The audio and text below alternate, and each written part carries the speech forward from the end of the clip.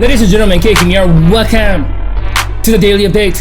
Hope you guys had a good day trading. Today, market is up about 1.43%. Dire on the S&P 1.8%. Semiconductor 3, Dow 1, Russell 2000, transport, banks, energy, biotech, healthcare, home builders, utility, retail, emerging market, physical sectors are green today. Bitcoin up, gold, silver miners are down, dollar up, oil down, treasury bond down.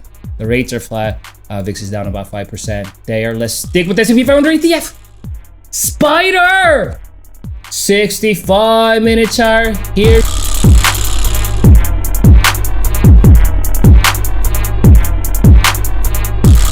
So this is what we closed yesterday. It looks like we actually saw a pretty significant gap up this morning here, as you can see.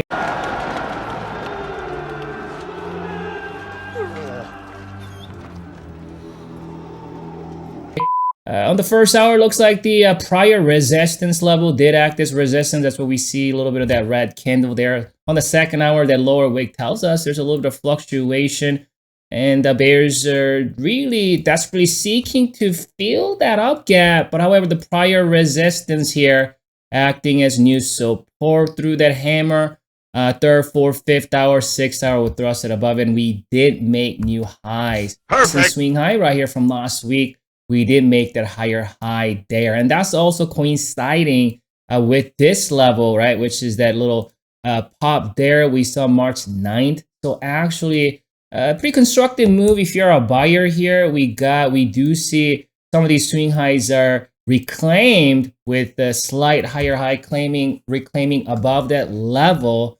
And with the cultivation of some of these higher lows and higher highs continuing. Obviously, we've been talking about this falling resistance here, right? This entire month of March, that resistance, also that rising uptrend support. And that's where we held yesterday. As you can see, we got to that level. We found support there. We were able to kind of reutilize some of those moving averages as well. So I think it looks like a breakout. The gap still remains open here. So it's very, very imperative, very important that buyers make sure to protect this gap. Because if they can able to protect the gap from this morning, as you can see here, there's some of those gaps that weren't filled. There was that December up gap there, right? And the November up gap and October up gap. Those were the weapons that bulls were able to gather after a very steep decline we witnessed in 2022. And that's what we're still floating around 400 when those up gaps weren't filled. And same is true when the down gaps weren't full. If you remember what happened, there was a battle going on with the boss bears around 420 or so. That's a September island down gap. That island gap obviously is much stronger than normal gaps. So when that battle happened here, boss bears shot down the bulls, and that's when things got very, very difficult for the bulls here. And bulls are trying to get up here. So looks like we did get above the first that resistance. I'm gonna get this one out so you can see the secondary resistance. Secondary resistance coming up right here. So as you can see, that resistance, measuring from all the way to the February peak here, right? So you can see here and here.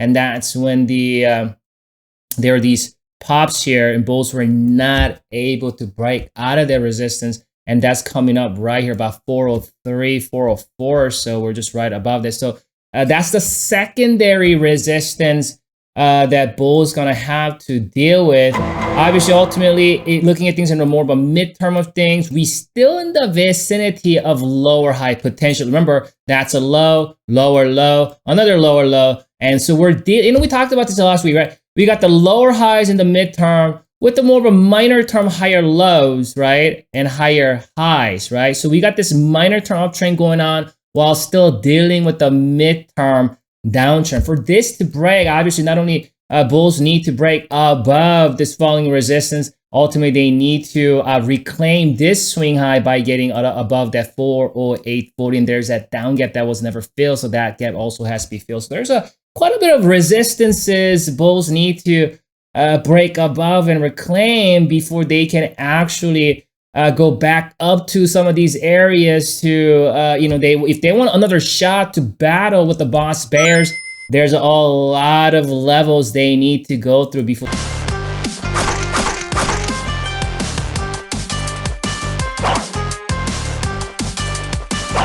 they can make that happen. Let's check out that oscillator. So that oscillator, as you can see, did cross back up here today. So this is yesterday. It looked like we're somewhere here with this gap up. We quickly crossed back up.